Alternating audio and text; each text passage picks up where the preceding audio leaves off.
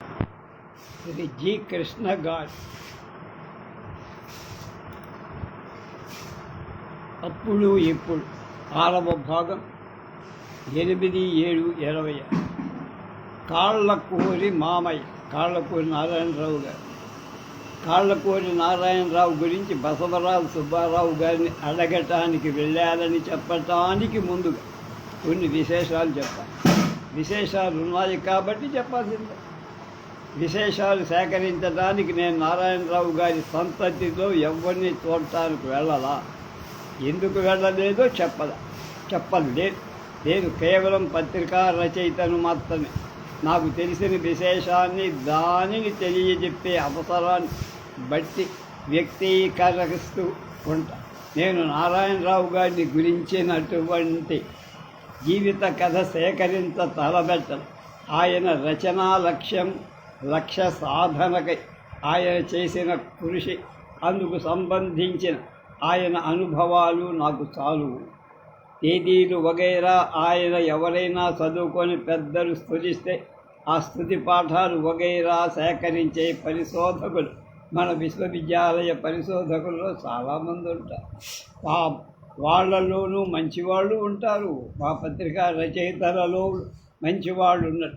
మన దేశీయుల సాముదాయిక దుష్టత్వాన్ని దాఖలాగా కులతత్వం ఉండనే ఉంది.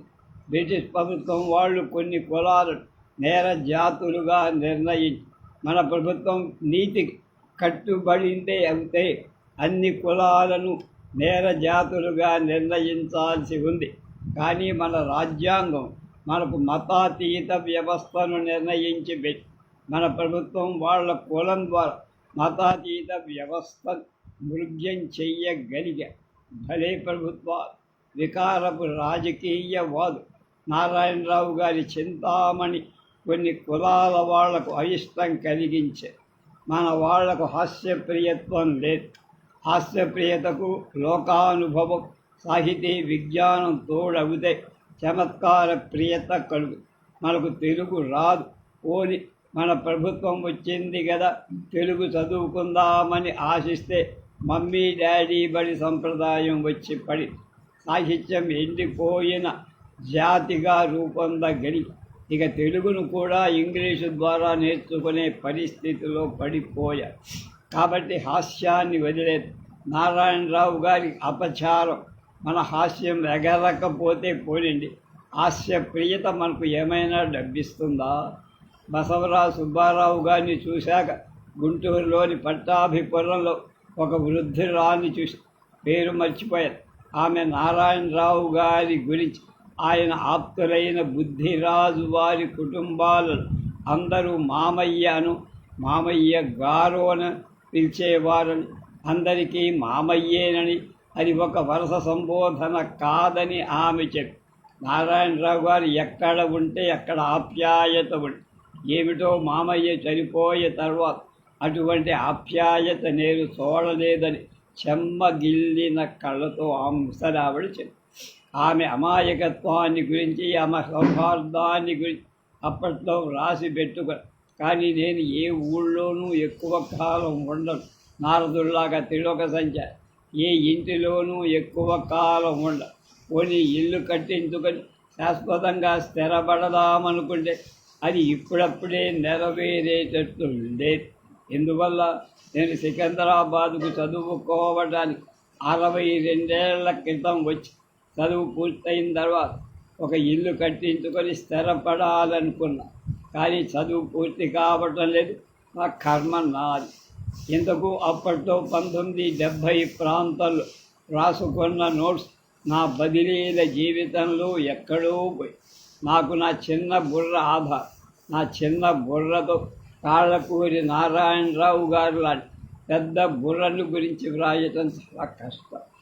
కానీ కాళ్ళకూరి నారాయణరావు గారు నిజంగా అదృష్టవంతుడు. కట్నాలని, లాంఛనాలని, మర్యాదలని, వర విక్రయ నాటకం అది గొప్ప పేరు తెచ్చిపోయింది. ఏవేవో చెప్పి పెళ్లి పవిత్ర నాశనం చెయ్యలేసిన పూర్వాచార ప్రియులందరూ కలిసి ఆ కాళ్ళకూరి నారాయణరావు రచనలు చదవరాదని ఒక ఉద్యమం ప్రారంభించితే ఏమిటి గతి? వాళ్లతో బహుశా కన్యాశుల్కం వాదులు కూడా మేము కన్యాశుల్కం మానేసిన సంస్కారులం అంటూ చేరేవారు. ఇంతకు బసవరాజు సుబ్బారావు గారింటికి వెళ్ళారు. ఆయన నివాసాన్ని ప్రయత్నించి పట్టుకున్న బాగా చదివి వ్రాసిన పరీక్షలో నెగ్గిన తృప్తి ఇచ్చింది అని ఆయన కుశల ప్రశ్నలు ప్రత్యుత్తరంగా చెప్పుకున్నారు. నేను బడి పంతుల్ని కాబట్టి మీరు అలా అంటున్నారని ఆయన తేల్చేసి ఆ పైన కాళ్ళకూరి నారాయణరావుని గురించి ఏలూరులో బుద్ధిరాజు ఇంటి పేరు గల సంపన్న కుటుంబం ఉండేది. బుద్ధిరాజు విఠలని నేను బందర్ హిందూ కాలేజీలో ఫిజిక్స్ డెమాన్స్ట్రేటర్గా పనిచేస్తున్నప్పుడు అతను మా తమ్ముడు వాళ్ళతో కలిసి చదువుకున్నాడు. కలిసి సినిమాలకు అన్నీ వెళ్తూ ఉండేవాడు. వాళ్ళ ఇంటికి దగ్గరగానే రామానుజ కూటం సందులో మొదట్లోనే రామంగారని ఒక వాగులా గారు వేలూరి వారి కృష్ణమూర్తి అనుకుంటారు. ఆయనకు స్కూల్ ఉండేది, ఎలిమెంటరీ స్కూల్. తర్వాత హై స్కూల్ చేశారు. వాళ్ళ అబ్బాయి కోడలు కూడా అందులో టీచర్. వాళ్ళ ఇంట్లో ఒక రూములో అద్దెకున్నా నేను మొత్తం వండుకు తినేవాళ్ళం. కొట్లో అప్పుడు ఒకసారి తాళం చేసి బయట పడేసి లోపలికి కాలేజీకి వెళ్తే ఆ పెట్టి ఉంటే ఆ పెట్టి నొక్కేశారు. అందులో నా సర్టిఫికేట్లు పోయాయి. ఈ విఠల్ చాలా సరదా అయినవాడు. వాళ్ళ అన్నయ్య పేరు నా జ్ఞాపకం రాజహంస అని అనుకుంటారు. అతనికి ఉయ్యూరులో ఆదిరాజు శ్రీరాములు గారి అమ్మాయిని ఇచ్చి పెళ్లి చేశారు. ఆదిరాజు శ్రీరాములు గారి అమ్మాయి మా అక్కయ్య, రెండో అక్కయ్య వాళ్ళ క్లాస్మేట్ అనమాట, ఉయ్యూరు హై స్కూల్. ఆమె పేరు కూడా మర్చిపోయాను. చాలా బాగా ఉండేది అమ్మాయి. ఆ తర్వాత అతను చాలా వ్యాపారాలు చేసి ఏదేదో అమ్ముకుంటూ వస్తే ఉయ్యూరు కూడా మా ఇంటికి వచ్చినప్పుడల్లా ఉయ్యూరు వచ్చేవాడు. మా తమ్ముడి ఉడికి వాళ్ళకి కూడా వచ్చాడు. వాళ్ళలో పాపకేశ్వరరావు అనే ఆయన పేరు ఎవరితో మాట్లాడిన ప్రస్తుతం అయ్యింది. బుద్ధిరాజు వాడు జమీందారు. వాళ్ళ అమ్మగారు చాలా ఆతిథ్యం ఇచ్చి మేము వెళ్ళంగానే కాపో టిఫిన్ ఇస్తూ ఉండేది. ఏదైనా జమీందారీ కొన్నారేమో మొత్తానికి సంపద. పూర్వాచార పరాయణులు కూడా. అప్పటికే వాళ్ళ నాన్నగారు కూడా లేరు. వారి నాటకాల మందిరం ఎలా కట్టారో మోతేవారు నాటక మందిరం కట్టడానికి మునిపే బుద్ధిరాజు వారు నాటక మందిరం కట్టి నటీనటులను ఆదరించేవారు. పాపకేశ్వరరావు గారి కుమార్తె బెదవాళ్ళు మల్లప్పరాజు అనే వాడికి ఇచ్చి పెళ్లి చేసి అతడు పేచీకోర్, దగాకోర్, ఆస్తిపరు. వారు ఎటువంటి వాడికి పిల్లని ఎలా ఇచ్చారో అతని భార్యను వేధిస్తూ ఉంటారు. డబ్బు తెమ్మని ఏలూరు దగ్గర పంపిస్తూ ఉంటారు. ఏవో అలాగే చాలా ఉన్నాయి. అమ్మాయి అడిగినప్పుడల్లా పాపకేశ్వరరావు గారు డబ్బు ఇచ్చేవారు.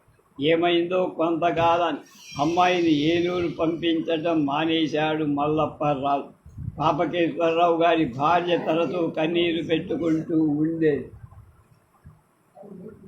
మా ఇంటికి మీరు రావద్దు అని వీళ్లకు భార్య చేతనే చెప్పించాడు మల్లప్పరావు.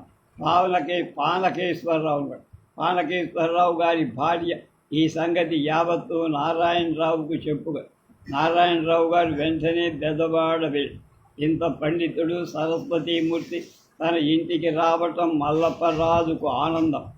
పాపకేశ్వరరావు గారు కుమార్తె కూడా మామయ్య వచ్చాడు అని ఆనందం.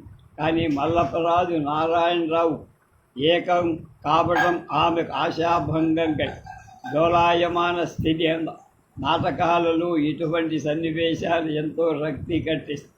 నన్ను గురించి ఒక పుస్తకం రాయండి, నాకు ఒక పుస్తకం అంకితమైనా ఇవ్వండి అని ప్రాధేయపడ్డాడు మల్లప్పరాజు. వాడికి కీర్తి కండూతి పట్టుకొని నేను పేదవాడు, ఏవో తప్పులు చేస్తూ ఉంటా. నేను వ్రాసిన పుస్తకంలో నీ పరువుకు భంగం కలిగించే అంశాలున్నావని నువ్వు దావా వేస్తే నేనేమవుతానయ్యా అని నారాయణరావు చెప్పుకున్నా. మీరు ఏమైనా వ్రాయండి, నేను తప్పు పట్టనని చాలా లిఖితపూర్వకంగా హామీ ఇచ్చాడు మల్లప్పరాజు. ఈలోగా మల్లప్పరాజు మనస్తత్వాన్ని బాగా ఆకలింపు చేసుకున్నాడు నారాయణరావు. భావుకుడు కాబట్టి మరికొన్ని విశేషాలు 2-3 రోజులలో నటీనటులను సిద్ధం చేసి మైలవరం హాలులో నాటకం ఆడింపజేసి నారాయణరావుకి మల్లపరాజును అతని భార్య కూడా తీసుకువెళ్ళి సింగరాజు లింగరాజు పాత్ర వేసినవాడు ముమ్మూర్తురావు మల్లపరాజుగానే నటించారు. తర్వాత కాలంలో శ్రీ పుల్లయ్య గారు వరవిక్రయం సినిమా తీశారు. ఆ సినిమాలో భానుమతి పేరు పైకి వచ్చిందనుకోండి. ఆ సినిమాలో లింగరాజు పాత్ర బడిగేపల్లి లక్ష్మీకాంతం వేశారు. పాత్ర పోషణ అంటే అది. మల్లపరాజు కోపం కానీ దావా వేయరు. పేచీ పెట్టిన నారాయణరావుకి వ్రాసిచ్చాడుగా, మామయ్య గారు నా పేరును చిరస్థాయి చేశారు, కృతజ్ఞుడిని అని ఆయనకు సత్కరించి అత్తవారింటికి పిలిచినప్పుడల్లా వెళ్ళసాగాడు. నిజానికి అంత పేచీ కోరు తనంలో అతని సౌహార్దం ఇంకా ఉందన్నమాట. ఉంటారు దుర్మార్గులైన సత్పురుషు, సన్మార్గులైన దుష్ట. నారాయణరావు గారు మహా శాతకాని డబ్బులు మహాదాత్ కానీ చేతిలో డబ్బులు ఉండేవారు. డబ్బులు ఉంటే ఎవరికైనా ఇవ్వటానికైనా ఖర్చు ఏమున్నది? ఒక పర్యాయం ఒక బ్రాహ్మణుడు తన కుమారుడికి ఉపనయనం చెయ్యాలని డబ్బు లేదని సహాయం అర్జిస్తూ వచ్చి నారాయణరావు గారి వద్ద దమ్మిడీ లేదని చింత లేదు. ఆయన యోగి, అందువలనే ఆయన కుటుంబం చక్కగా వర్ధిల్లుతారు.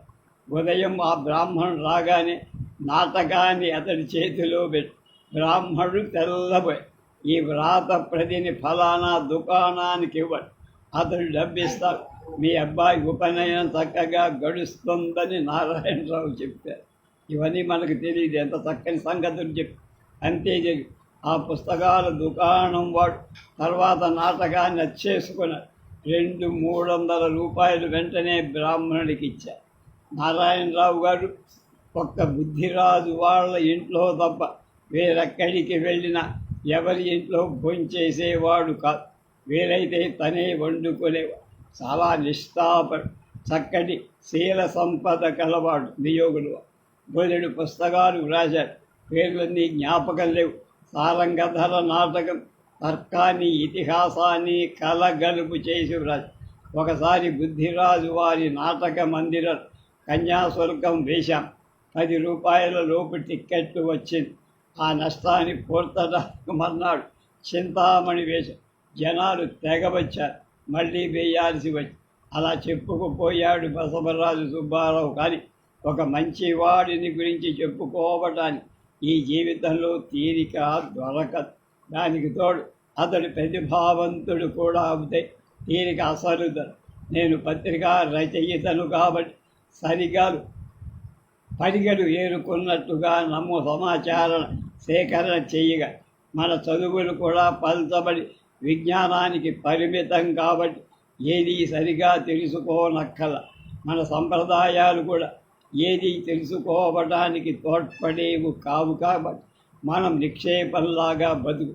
ఏదేమైనా కాళ్ళకూరి నారాయణరావు మన ఆధునిక తెలుగు సాహిత్యానికి మామయ్య. తెలుగు పాండిత్యం.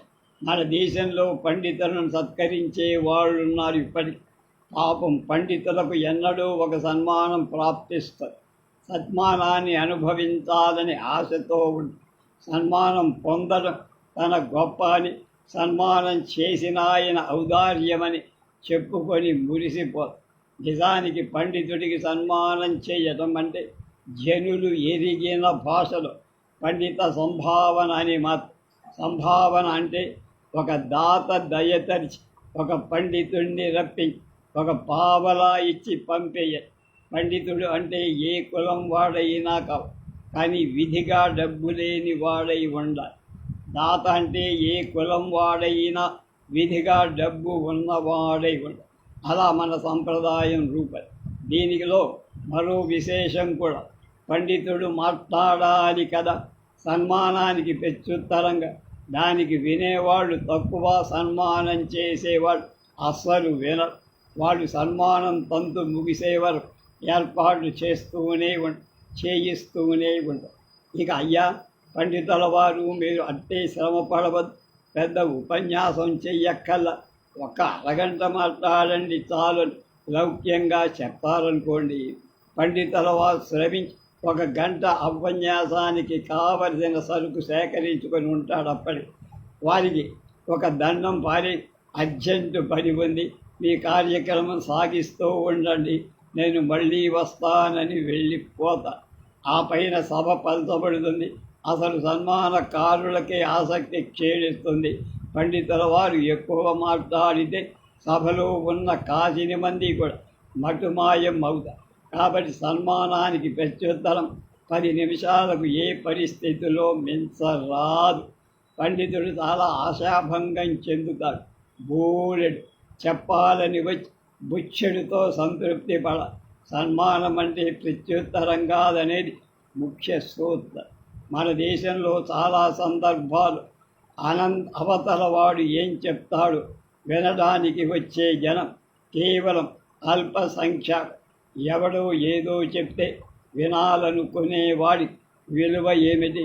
తనకు ఆ మాత్రం తెలియదు కనుకన అలా ఉంటాయి సాంప్రదాయిక ఆలోచన. సంప్రదాయం అంటే మత కుల ధన ప్రాధాన్యం. నేను అలా అనుకుంటున్నానని ఎవరికి కోపం రాకుండుగా.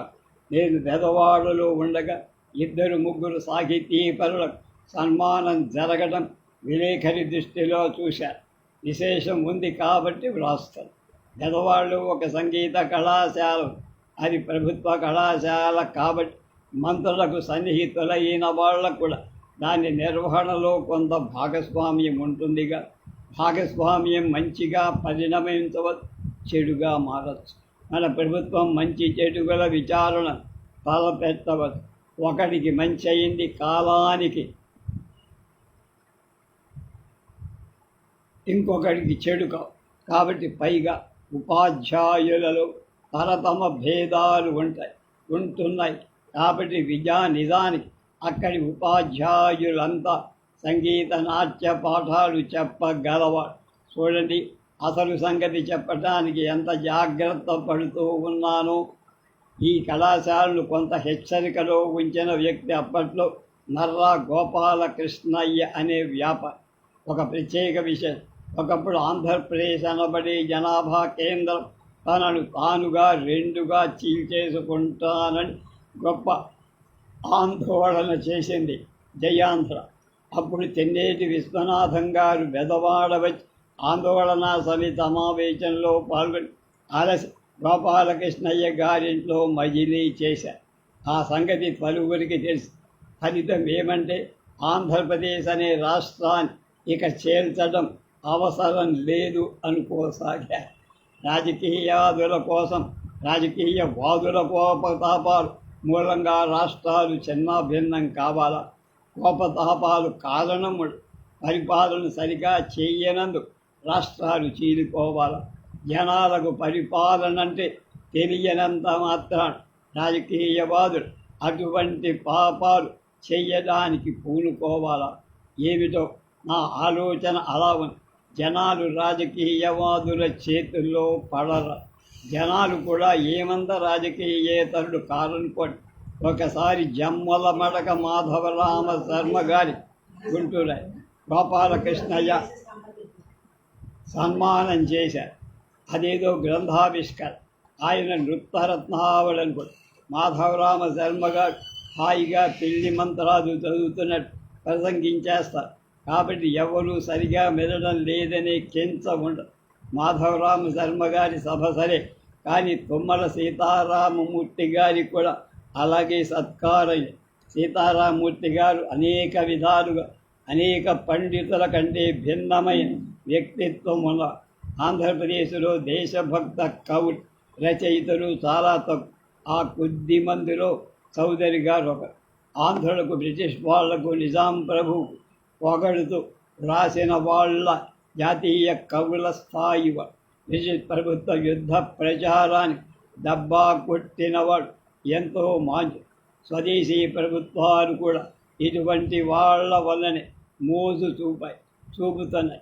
దేశానికి స్వాతంత్రం వచ్చిన తర్వాత మన వాళ్ళు జస్టిస్ పార్టీ వాళ్ళన్నా రజాకారులన్నా ఎక్కడ లేని ప్రేమాదరాలు పుట్టుకొచ్చి మన యువజనుల్లో పలువురికి అదే అభ్యుదయము అయ్యి సీతారామూర్తి గారు ఎవరో భాగ్యశాలి అయిన ఒక నిర్ధనుడి సృష్టిస్తున్నారు.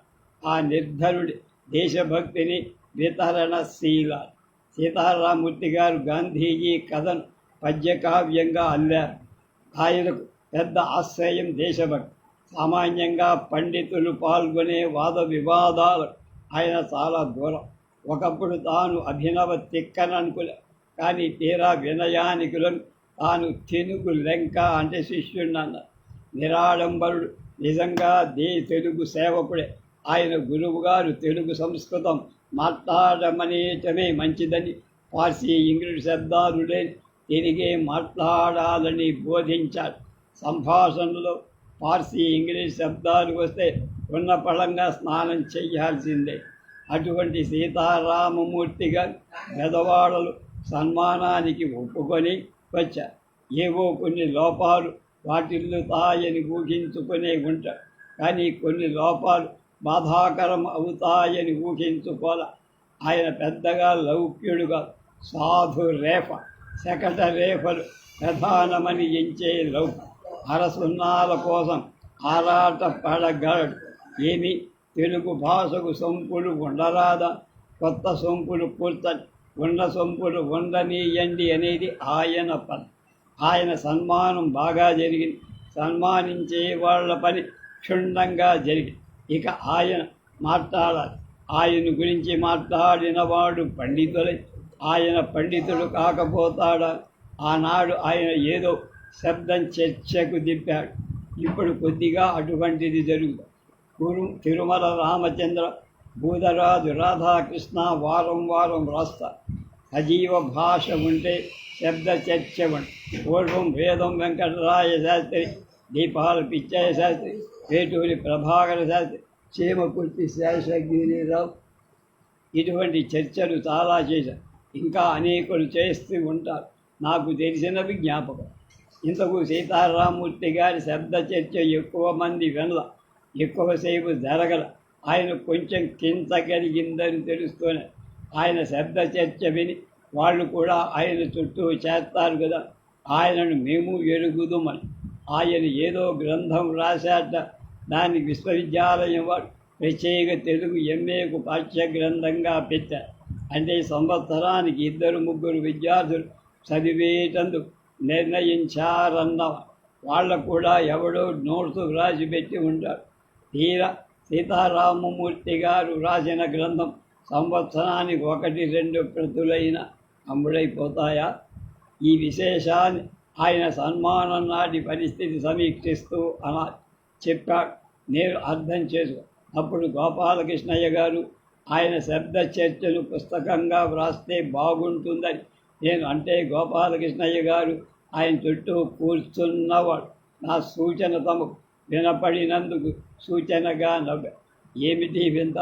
ఏ కొంచెంగా తెలుగు వచ్చినా అది పాండిత్య స్థాయిని అందుకొనకపోయి దానివల్ల కొంత అలౌకికత్వం, ఛాందసం వచ్చి పడుతుందా? నవ్వుల పాలవుతామా? పత్రికా రచయిత బతుకు. బెదవాడ పక్కన నది, ఊరి మధ్య నుంచి అన్ని కాలనీలకు వెళ్తూ ఉంటాయి, గొట్టలున్నాయి. అన్ని ఇతర పట్టణాల కంటే బెదవాడకు అందంగా ఉండటానికి ఎక్కువ అవకాశాలు. ఇవన్నీ ఎలా ఉంచి ఆంధ్రప్రదేశ్ పరిపాలనా ప్రాగల్భ్యాన్ని బెదవాడ నుంచి సూటిగా సమగ్రంగా చూడచ్చని పత్రికా రచయిత అనుభవం. రాజధానిలో ఉన్న అన్ని అతిశయాలను అవకతవకలు బెదవాడలో ప్రతిబింబిస్తూ ఉంటాయి. ఒక్క మాటలో చెప్పాలని రాజధానిలో మంత్రి అంటే బెదవాడలో ఉండి తీర్త. ప్రస్తుత కాలంలో నేరాచరణ అవకాశాలు మరిన్ని రంగాలకు విస్తరించినట్లు ఉన్నాయి కదా. ఉదాహరణకు వాటాల వ్యాపారంలో హైదరాబాదుకు దీటు బెద. కనకదుర్గమ్మలో కనకమే చూసేవాడు. ఏదేమైనా బెదవాడను ఐతిహాసిక దృష్టిలో చూడవచ్చు. అక్కడ గాంధీనగరం నిజంగా గాంధీజీ పెట్టిన చోటు. మెట్టిన కేఎల్ రావు గారి బెదవాడలో గాంధీజీకి సంబంధించి స్మారకం ఏదో ఏర్పాటు చెయ్యాలని సంకల్పం. ఒక గుట్టను కొండ అనే గాంధీ పర్వతం దానిపైన కొన్ని నిర్మాణాలు చేయ సమకటి నెత్తడు సాటి పత్రికా రచయిత ఫణిభూషణ్ రావు ఈ కార్యక్రమంలో చాలా చొరవ తీసుకొని కేఎల్ రావు గారి సన్నిహితులైనారు. ఈ ఫణీశ్వరరావు గారి ఫణిభూషణ్ రావు గారు హైదరాబాదులో మా మేనల్లుడు అశోక్ ఉంటున్న అంటే కొద్దిగా కట్టుకున్న ఇంటికి పక్కన ఇంట్లో ఉండేవాళ్ళ అబ్బాయి కోడలు మాతో చాలా బాగా ఉండేవాడు. గాంధీ సేవ ఆశ్రమంలో ఆయన పనిచేస్తారు. పనికి ఏదో ఒక పని ఉండాలి. నిజమే, పని లేకపోతే పిచ్చెక్కు. కొండ పైన ఒక భవనంలో గాంధీజీ జ్ఞప్తికి తెచ్చే సామగ్రి పెట్టి కొండ మీదకు రోడ్డు పరిశారు. అదేదో ఒక ఉత్సవ క్షేత్రంగా మారి అక్కడే ఒక వేధశాల అంటే ప్లానిటోరియం పెట్టారు. ముక్కామల నాగభూషణం ఫణిభూషణ్ రావు ఈ పనిలో తీసుకున్న ఆసక్తి ఇంతంత వాడు వీరశైవులు మంచి పని దొరకడం అదృష్టం. ఒక సభ పనికి పూనుకుంటే చిన్నమల్లర పనులు కొన్ని ఎదురవుతూ ఎవరెవరికో సహాయం చేసే అవకాశం కూడా అదే జీవితోత్సవం. తాను మంచి పని చేయడం, మంచి పని చేయించడం, ఇతరులకు మంచి చెయ్యడం గొప్ప. కొందరు జీతభత్యాలకు తమ పని గొప్ప పరిమితం చేసుకుంటారు కదూ. పనికి ఒకనాడు చిన్న జబ్బు చేసి పట్టించుకోలే. జబ్బుల రాకపోకలు పెద్ద లక్ష్యం చేసే మనిషిగా అతనికి ఒక అక్క, ఇద్దరు ఆప్తులు ఉన్న అన్నలు. ఏ రాత్రికైనా సరే పని ఇంటి చేరాలి. అప్పటి వరకు అక్కయ్య మేలుకొనే ఉండి అతనికి అన్నం పెట్టి జీవితంలో అచ్చాపచ్చాలే ఆ ప్రేమమూర్తికి అదొక సంతృప్తి. నాకు పని పట్ల ఆదరం ఉండే హాయిగా నవ్వులాట కూడా జరిపేవాడు. బ్రహ్మచారిని కదా. గాంధీ కొండలు ఏదైనా మెత్తటి రాయి దొరికితే పెళ్లి చేసుకోలేకపోయాను వగేరా ఏవేవో అంటూ ఉండేవాడు. అతడు బ్రహ్మచారి. అతడి రెండో అన్న రామమూర్తి బ్రహ్మచారి. పెద్దన్న నాకు అపరిచితం. కానీ గాంధీకి సర్కస్ ఏర్పాటుంటే ప్రేమ. ఆ తీరని ఆశ అనుకోండి. అదొక తమాషాకుడు. ఇంతకు పనికి జబ్బు చేసింది. పెద్దవాడు general hospital superintendent Vellanki Nagabhushanam వచ్చి, ఇదేంటి డాక్టర్ గారు, ఈ నెలత నన్ను పని చేయని ఇచ్చటం లేదు, దీని సంగతి చూడండి అన్నాడు. అతన్ని పరిక మీద చేర్చాడు. నాగభూషణం లాంటి ఉపచారకుడు దొరకాలి కానీ రోగం అనేది కాలక్షేపం పనికి గ్లూకోజ్ ఎక్కడం లేదు, ఎమడం లేదు అని నాగభూషణం గారు నాకు టెలిఫోన్ చేసి నాకు ప్రేమలు ఉన్నవని చెప్పను కానీ ప్రేమ గల నాగభూషణం ఫోన్ చేసి చెప్తున్నాడు. ప్రేమ ఒక అంతు వ్యాధి. అటువంటి వాటి ఉపచారం స్వీకరిస్తూ పని కన్ను మూశారు. బహుశా అది కాదేమోనని. వీళ్ళకి పిల్లలున్నారు. ప్రభుత్వ సమాచార శాఖ డిప్యూటీ డైరెక్టర్ బండారు పర్వతాలరావు నేను వెళ్ళా. తిరిగి పని అట్లా కళ్ళలక మెదలక పడి గాంధీ కొండ తనదే అయినట్టు అంతగా మోజుపడి వచ్చాడే. వేదాంతం అది కాదు కానీ గాంధీజీ మరణిస్తాడని అనుకోవటం కష్టం కాబట్టి. కానీ పత్రికా రచయితలు బతుకులో ఉన్న ఆసక్తి సాగులో ఉండదు. పైగా చనిపోయిన వాడి అదృష్టవంతుడు అనుకునేంత వరకు మనకు ఆర్థిక జీవన సరళి మనం లాగుకి తీస్తుంది. పత్రికా రచయితలలో పలువురి జీవితం ఒక నికృష్టమైన పద్దు. పడికి కడసారి వాడు కదా. ఒక అక్క, ఇద్దరు అన్నలు. అందువల్ల ఒక పత్రికా రచయిత వీళ్ళ ఇంట్లో రిటైర్మెంట్ ప్రారంభం అయ్యిందే అన్న అంటే ఆఖరున తేదీన ఉద్యోగిగా ముందు ఉద్యోగం ఉంటుంది. ఈ మాట విన్న రామూర్తి అంటే తర్వాత నేను చస్తానన్నా నువ్వు అనేది అన్నాడు. పోని అన్నాడు. పని అంతిమ యాత్రకు వచ్చిన వాళ్ళలో నాగార్జున సాగర్ చీఫ్ ఇంజనీర్ మాటూరి గోపాలరావు గారు పనికి ఏదైనా సహాయాలు చేయాల్సి ఉంటుంది. జీవితమే అతని ప్రాణాన్ని వెళ్ళగొట్టింది కదా. కానీ స్నేహితులకు ఏదో ఉన్నదనిపిస్తుంది. గోపాలరావు గారిని కలుసుకోవడం బాగుంటుంది. ఆయన జీవితం ఒక హాయైన కథ. ఇంజనీరు కథలాగే ఊహించి వ్రాస్తే అది సిమెంటు, రాళ్ళు, కట్టలు బాగా ఉండు మానవతా దృష్టితో రాస్తే ఒక జీవిత యాత్ర అవుతుంది. మానవ జీవితం పట్ల దొడ్డ ఆసక్తి. ఒక పర్యాయం ఒక రిక్షాలో నేను రిక్షావాడు అలసిపోయాడని గుర్తించి వాడిని కూర్చోబెట్టి ఆని రిక్షా తొక్కుదు ఆ పైన రిక్షా బోల్తా పడిందా అని ఒక ముస్లిం మిత్రుడు చనిపోగా వారి ఇద్దరు కుమార్తెలను పెళ్లి చేశారు. ఆ కాసేపు తనే ముస్లిం అయ్యారు. అట్లాంటి ఏ ధర్మశాస్త్రంలో ఉంటాయో కానీ గోపాలరావు గారి ధర్మశాస్త్రం ఒక ప్రత్యేక శాస్త్రం. అంతేకాక ఆయనకు సోదరుడు ఉన్నాడు, మాటూరి నరసింహారావు, గొప్ప దేశభక్తి. ఈ మధ్య చూడగా ముసలైపోయారు. దేవుడి ఉచిత అనుచిత విజ్ఞత లేదనిపిస్తుంది. నరసింహారావు గారు ముసలివాణ్ణి చేయజేది హైదరాబాద్ సంస్థాన విముక్తి ఉద్యమ కాల 100 గ్రామాలను విముక్తి చేసి వాటికి తాను అధిపతయ్య శతగ్రామాధిపతి. అక్కడికి నిజాం అధికారులు రావటానికి భయపడ్డారు. అతడికి చేదోడుగా ఉన్న దేశభక్తులు ఇంకా ఉన్న మిత్రుడు ఎస్ఆర్ వెంకటేశం. ఇప్పుడు అందరూ ముసలివాడు. పేరెంతపల్లి స్వామి అని ఒక సన్యాసి నరసింహారావు నిజాయితీకి మెచ్చి రివాల్వర్ల జోడు అప్పగించారు. అప్పటి ప్రభుత్వాలు అటువంటి దేశభక్తి.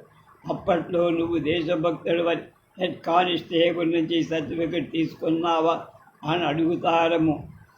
ఇంతకు సావైనా బతుకైన పత్రికా రచయిత ఒకటే. అన్ని పత్రికలో రాయదగిన కథ. జి కృష్ణ అప్పుడు ఇప్పుడులో ఇది. ఉదాహరణ చూడండి. ఒక గాంధీ సంఘ కార్యాలయంలో 5 గాంధీ శిష్యులు 1-2 రోజులు విశ్రమించి వడికిన నూలంతా అక్కడే పడేసి వెళ్ళారు. కానీ అక్కడ పెట్టిన మణుగు కళ్ళు బెల్లం తినేశారు. కళ్ళు బెల్లం ఏమైందని తెలియక గుమాస్తా పనిచేస్తున్న ఒక అమ్మాయిని పైవాడు పనిలోంచి తీసేశారు. ఆ అమ్మాయి ఏడవసాగి ఉద్యోగం పోతే తల్లికి అన్నం పెట్టలేదు. ఈ చూడండి, పని ముక్కామల నాగభూషణ మా గాంధీయులను పట్టుకొని కళ్ళు బెల్లం తామే తిన్నామని తెచ్చి అమ్మాయికి ఉద్యోగం ఇప్పించి అప్పుడే కాఫీ అన్నట్టు ఆవకాయ దొరకగా వాటిని నందుకుంటూ కళ్ళు బెల్లం తిన్నారు. సరదాలు ఉంటాయి, తప్పదు. అది జీవితం. అటువంటి జీవితాన్ని గురించి పత్రికా రచయితలు రాస్తారు.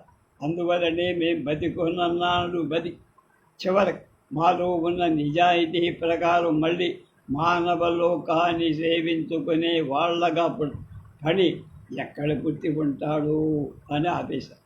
రేపు మాటల చుట్టం కాళిదాస్.